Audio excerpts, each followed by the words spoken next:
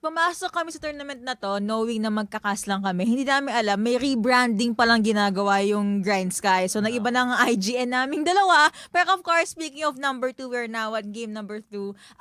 M42 sila ang may lead dito. Off-cam, napag-usapan namin ni GS High Blood dito. Ano ang dapat gawin ng check ping? Ano nga ba yung mga sabi mo kanina? Binato agad sa'yo no? Uy, grabe yun. Pero thank you muna sa nag-intro kay GSDR Esports. GSDR Esports. Oo, kasi fan niya. Crush na daw si DR Rocks. Ay, panis. May mo naman sinasabi yun sa live. Pero anyway, marami kasing pagkukulang yung check ping age mo. First and foremost, lagi sila nag-stay sa mga ginagank nila. Most of the time, hindi sila nakaka-convert. Imbis na nagpa-farm na lang dito si Tiana Rose, they go for those waiting games. Yes. And sometimes, waiting games can pay off.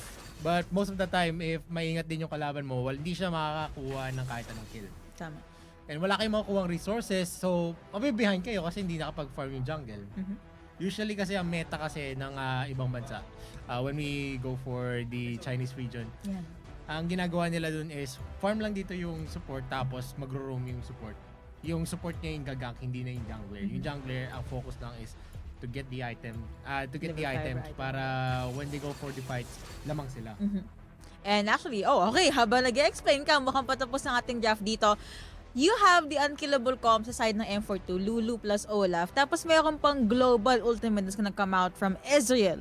So you also have, meron silang pang isolate, Camille tsaka Oriana dito. And yun natin ang last pick dito for check ping side. Hover kay Diana. Pero feeling ko Ari talaga to Pero gusto ko yung ginawang adjustments ng check ping If they pull off this draft, ilis naman na tol, game 3 yan. You were just talking about yung Lee Sin dito sa jungler ng check ping, di ba? Pagtamawa siya yun. Hindi ko lang alam kung ano yung sinabi ni Yuko. Pero para sa akin kasi is in 5v5, connecting your skills and then the clashes is very, very crucial. Pag hindi tumama ng sunod-sunod yung mga crowd control, especially on those Galio and Lee Sin, hindi nyo kaya i-translate to a win. And most of the time, yun yung nakita natin dun sa clashes na nangyari from the first game. Hindi nagko-connect yung minds ng check ping age mo. Yes. Because most of the clashes, I think, was only 1v1s. And dun sila actually natalo. Hindi sila nagko-connect. And once they go for ganking, alam kasi nung M42 because of the ward placements. So, it was already a done game. Kahit sabihin natin mag-lens. And yun yung isa sa mga reasons why I think the lens is not that crucial dun sa later parts of the game.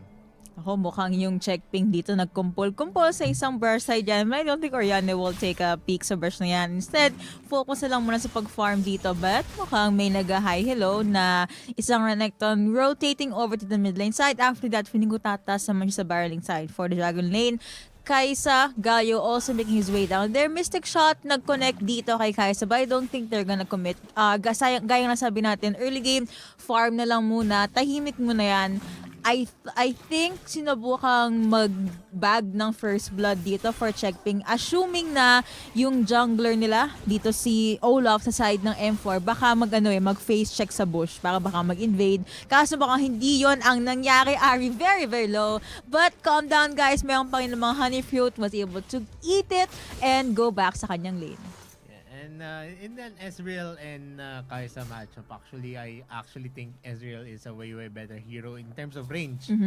He can poke safely in the back. Hindi katulad ni Kaisa, he needs to go up and close and personal, which is going to be bad when it comes to team fights. Kasi most of the time, you're gonna see Kaisa actually be in the front. Hindi katulad ng Ezreal who's just gonna be dishing out some damage in the back lane.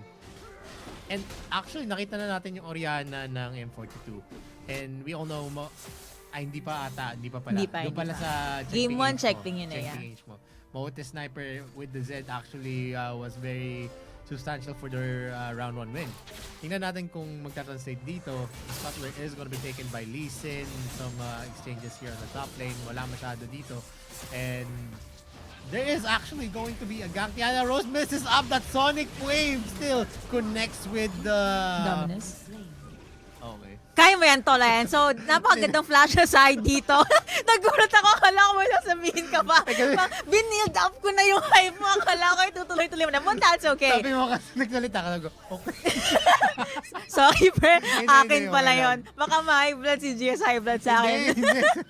But yeah, yun, the flash has been popped. But at the very least, nakuha pa rin naman dito ng check ping ang first ball. And kay Lee Sin na punta, if I'm not mistaken. But yeah, hindi din nakapag-trade dito si Olaf pag-visit niya sa Baron Lane, which I guess is the lead ni Lee Sin. Early game, mas mobile talaga siya, tsaka mas may damage compared to an Olaf. Pero mid-game doon, medyo mapapatingin na lang sa likod. Dito ang jungler ng check ping. I'm not saying their names kasi baka ma-deads ako dito. But ngayon, M42, they already lost one life. Already gave one life rather sa check ping. So medyo kalma muna, take a step back, maybe farm, and go with, eto gusto ko talaga yung mga full-on 5v5 teamers or mga ganks, yung mga tipong 2v3, 2v1. Dito natin makikita yung yung mga mechanical plays, kung may outplay ba, or how clean yung rotation ng bawat teams natin. Pero mukhang hindi muna yun ang gagawin ng ng check ping. They succeeded once. Ngayon, back to the drawing board sila. Maybe prep for Dragon that will be up in a few more seconds, or siguro mag-high hello sila dito sa may Dragon Lane. Yeah, on the brush, merong wards dito yung M42. So there is gonna be some info that it's still gonna be a 2v2. There's no gank. Lee Sin is actually hovering in the top lane. The Dragon is actually spawning in after the 18-second mark. M42 actually has the initiative here.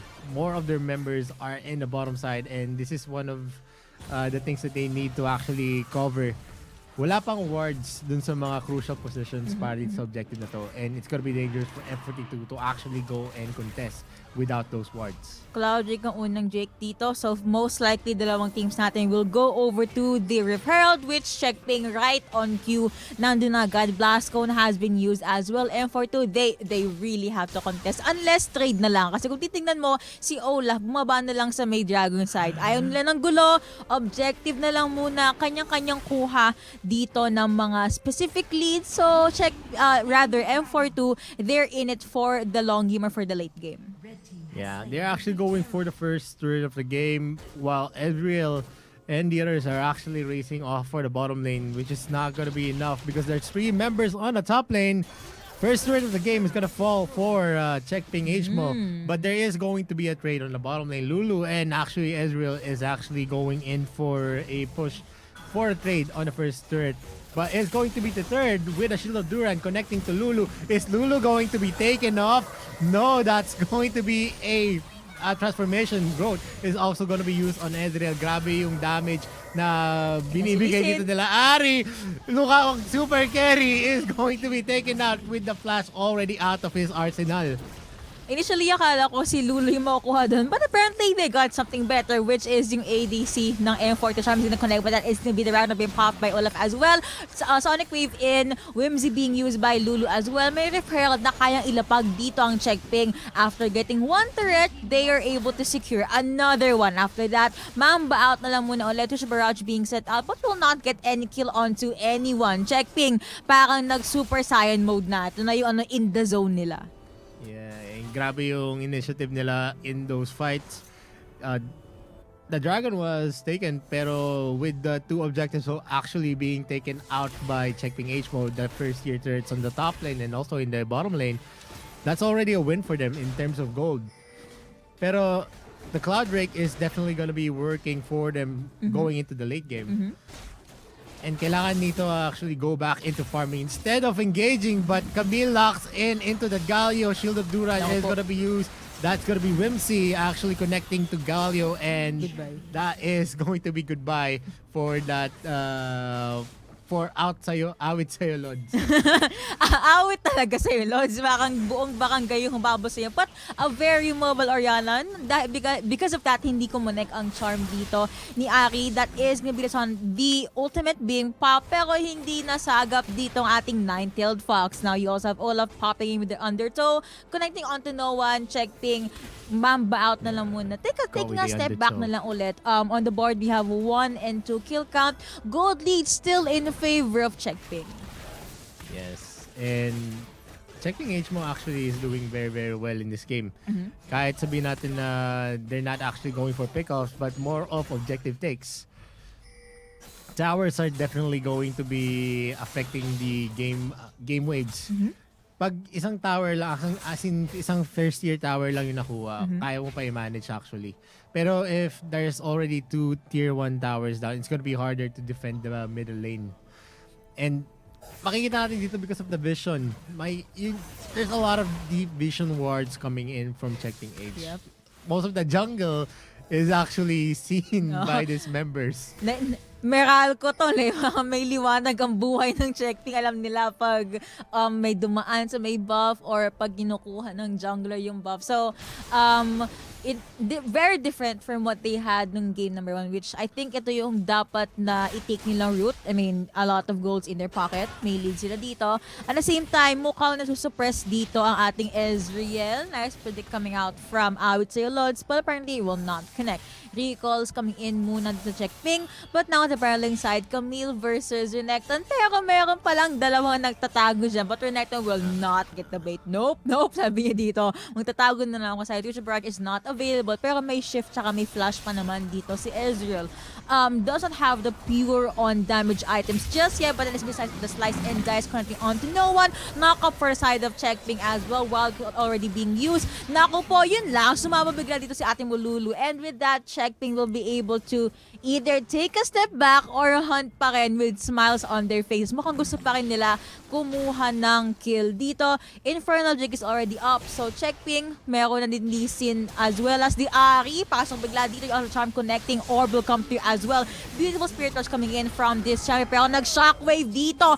But napakagandang timing. He does become golden, well rather she, pero biglang Ari sumabog pa rin dito. You also have Olaf with the Ragnarok being able to use Undertow, but it's not gonna be enough. Yeah, grabe. I imagine it to be hard for the members of M42. Most of the engagements is being controlled by Checkping H mo. They got the second break of the game with the Infernal actually being into their hands. Sobrang hirap to para sa M42. We all know Infernal actually adds to the additional damage of their team. Kahit sabihin natin may Cloud Break, you can move actually swiftly into the map.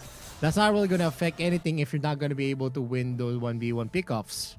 And wala na, hindi na nila ma-utilize yung actually paglalock ng Camille. Because sobrang ingat ng Checkping H mo eh. They are actually controlling the waves to lock down the heroes of M42.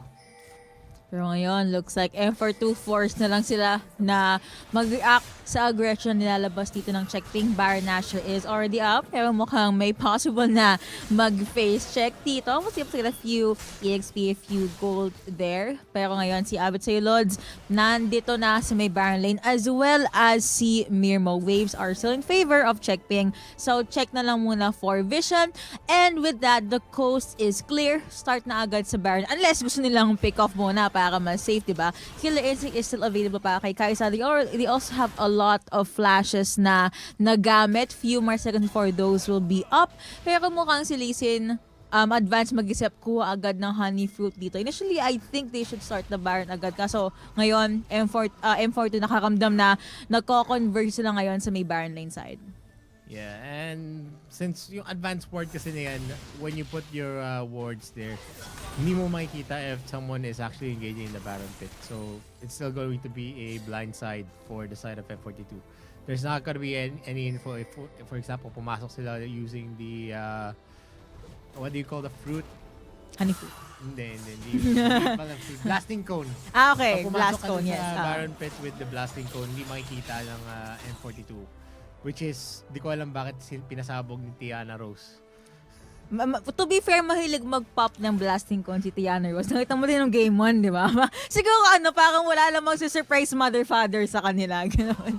Pero Checkping still, binabakuran dito ang ating Baron pit, M42. Pero mukhang may munti na ma-charm dito na kami jumping in with that hook shot. Hextech ultimate ang being popped as well. Ari does become golden, but the beautiful touch barrage coming out from Ezreal. Pero ito naka-wild of being popped as well. Naku po, si Lisa sa backline. Disengage muna sa M42. Killer Instinct in para kay Kaisa, here's Edge being popped as well. Connecting onto the ground. Napakagandang setup naman nun. But still, mukhang habol-habol pa rin ang checkping. Beautiful arcane shift from this Ezreal. Hook siya pati ang tactical shift dito. Killing spree going over para kay Lee Sin, and with that, it was a 2-for-1 trade. Still in the favor of M42. Yeah, wala actually naka-expect na makakatulong sila kay Ezreal at that point. Kahit sabihin natin maiwasan dun ni Ezreal with the arcane shift, we still have a lot of mobility on that. Lee Sin, Sonic Wave is gonna get a hit. Shockwave is already used and it's gonna be a miss. Actually, very, very characteristic para kay Maote Sniper na mag-shockwave sa kawalan eh. Hindi ko alam kung sinasadya niya o talagang... Hindi ko talaga alam eh. Kasi parang kanina pa niya ginagawa yun eh. I love it. Best partner na napapatawa ko out of there. Pero feeling, malay mo, di ba? Well, prediction nga pa. Pero speaking of prediction, the Charm is down. Gonna connect pa ako. Nag-Ragnarok si Olaf trying to get away. But again, siya pa rin ang napitas ng check ping age mo. -1, rekta agad sa may Dragon Spit Charm. Hindi pa rin kumonekta. May ultimate pa rin dito. Well, may wild goat pa rin. Kano siya ko'y connecting onto. Ayun na nga, men. Kumonekta na. Tons connecting. Hexec being connecting as well rather, pero check ping, nakuha ang Mountain Drake. After that, sige ma-bout na lang muna, pero M42, eyes on the prize, eyes on this mid lane turret. Yeah, one of the reasons kung bakit Olaf is actually not being utilized as much as the other games, dahil nga doon sa mga nerfs sa kanya, the health, the armor, medyo pinahina talaga yung tanking capabilities ni Olaf, and makikita natin dito sa game na to, hindi siya nakakatagal. Yes. Once nakumunik sa kanya yung shockwave ni Lee Sin, halos maubos na yung buhay niya agad. Even with the Ragnarok, he cannot run if the damage outscales. Needless, may sabihin ko ba? Hindi, Wala na. Akala ko kasi na-overlap. Sorry na, pre. Yeah, needlessly large Raj being picked up by this Orianna. Pero makamakita na isang Rabadons from this champion. So, trying to match up against yung itemization dito ni Ari. M42 looks like they are still gonna try to look for a possible target. Ari still pretty much in the lead, pero check ping parang mas comfortable na sila compared to how they were in game number 1. Nagkatamang diwa nila muna. Tinatin kung ipapop yung blast ko. Hindi? Okay. Akala ko kasi mga naman eh. Yung mga random things that you see on the ref. Pero si Camille, intay na lang muna kung mag-up ang buff dito. But checking, they're kind of spread pretty thin this time around. 5-7 scoreboard. D1 na lang muna dito from Lee Sin. They really want to assert dominance sa side ng Baron Pit dito. But mukhang checkping habang medyo hiwa-hiwalay pang M4, focus sila sa pag-shove ng wave. And para mas makuha din ng item si Mirmo dito. Yeah. And actually, in this game, marami pang turns na pwede mangyari. It's only a 5k goal, almost 5k gold lead for the advantage of checkping age mo. And this gold lead doesn't really translate because one team clash actually overturns that kind of gold lead. Unless na 15k, I think we can say that it's not yet gold. Pero look at the Spirit Rush, Charm combo, Shield of Duran is going to be connecting.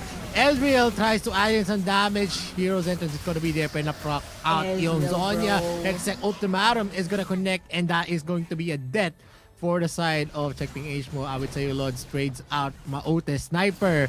Pero, makikita natin dito si Renekton is trying to go for a push. Ultimate is going to be popped off. And look at the damage there.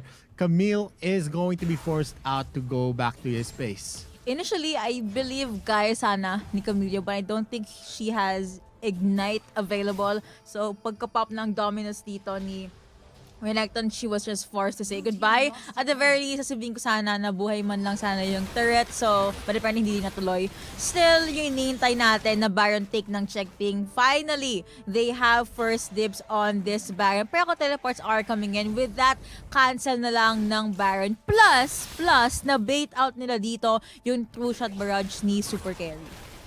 Yeah, and nakikita natin dito.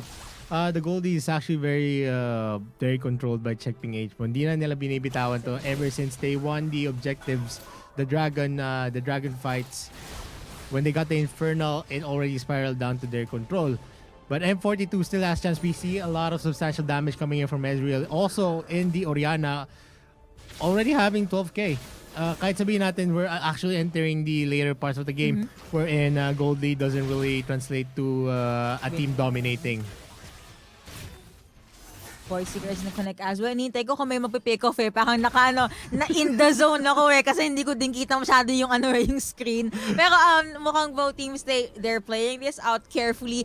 Very different from game number 1 na yung M43. Clash ng clash, pick off ng pick off. Ngayon, check ping. Kumbaga, slowly but surely. Gusto nilang ninanam-nam yung lead that they have. Kaya nga sabi mo kanina, the gold lead that they have, this 7k gold lead, inaalagaan talaga ng check ping. Well, on top of that, they have quite the lead. May Jay na din dito, si Lee Sin. So if ever mamatay siya, buhay na ulit. That is gonna be the Arcane Shift in kay Galio. Galio forced to dash out. Pero mukhang walang follow-up from Check Ping. Wala ding follow-up dito from M43. And blue team has first dibs on the Elder Drake. Yeah, and Ezreal is being forced out to actually dish out a lot of skills. Already having half of his mana left. That's gonna be bad if they're going to be forced to clash. If Check Ping goes in and actually commits for a team fight, lalamang sila dito sa M42. Charm is gonna connect to Orianna. Is it gonna be enough? Spirit Rush is gonna be used to micro. But the shockwave flicker is gonna connect. Hero's Entrance is gonna be there. Tingnan natin kung kaya pang i-close out Zonya. It's gonna be there. And the Charm connects. Grabe yung damage coming in from the Lee Sin. Wala magawa ang M42 for the exchange. Sobrang tanky ng Renekton. Arcane Shift is also gonna be there. Wow. And an overturn. Shield of Duran is gonna connect. Pero naubos siya dito with the Ezreal dealing a lot of damage. Naku po, na polymorph dito si Renekton, naka-triple kill. Bigla sa yung may Ezreal killings be going over to super carry. He's a super carry indeed. Mukhang they still want to go with the chase. But with that, a very, very mobile Lee Sin na may sipa, na may flash, safe pa rin talaga. Though, M42, do you wanna go with the trade? Tusha Brush being sent out. Pero mukhang meron siya SS Flux dito. Now here comes Camille. Focus lang sa objective. Killings be going over para kay Kaisa. But with that, ready being able to get the Elder Ocean Dragon Paul. That is to be the wild growth being used. Naku po, na-pop na naman ang GA shutdown on Kaisa. Rampage for Lee Sin. Pero you have this jungler, he does become golden, pero buhay pa rin. Hi, hello, Mystic shot lang mga kaibigan, pero will Ezreal be able to go to chase? Naku po, the beautiful combo coming in from Super Carry. He is now unstoppable. That was a very good microplay. Pero grabe yung miss nun ni Ezreal. Right? Kung actually nag-connect yung Sonic Wave doon ni Lee Sin, it could have been a win for Check Ping H mo. Pero unfortunately, no jungler. He missed. He missed.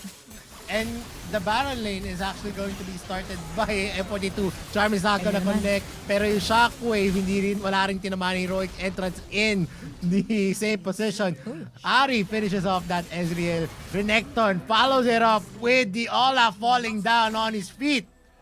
I actually see the logic behind yung ginawa ng M42 dito. Walang jungler from Check Ping. So they thought, sige, pwede tayo mag-sort ng Baron. But then again, you need to keep in mind yung possible damage saka yung single target CC dito ni Renekton. Now, I will not name the player. Baka magkamali pa ako. And with that, Check Ping, balik uli sa kanilang momentum. Now, they have this they have their hands on this Baron. Pero si Camille, tahimik lang, nagmamatsyag lang ang champion natin dyan. Few more seconds before the carry tsaka yung isa pang member ng M42 dito. Looks like Check will be able to get the Baron buff.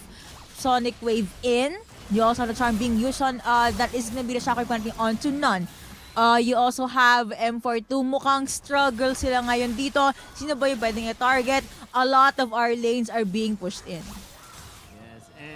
Nandito na tayo sa stalemate. Kaya pa bumawi dito ng M42 and kita-kita natin. Hextech Ultimatum is gonna connect on that Ari. Too late for the Zonya. Heroic Entrance is gonna be used to try to save that Ari, but it's not gonna be enough.